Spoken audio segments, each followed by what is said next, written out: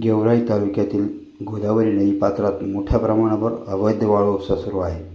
तहसीलदारांसारखे प्रशासनातील वरिष्ठ अधिकारी वाळू माफियांसारखे वागत असून त्यांच्या माध्यमातून महसूल, पोलीस व वाळू माफियांचे सुमारे 100 कोटी रुपयांचे सिंडिकेट सध्या गोदावरी नदीपात्रात सुरू आहे.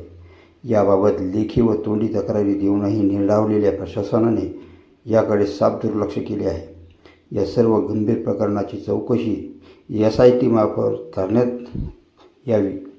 शासनाने विशेष SIT नियुक्ती करावी अशी मागणी गेवराईचे आमदार विजयसिंह पंडित यांनी केली आहे.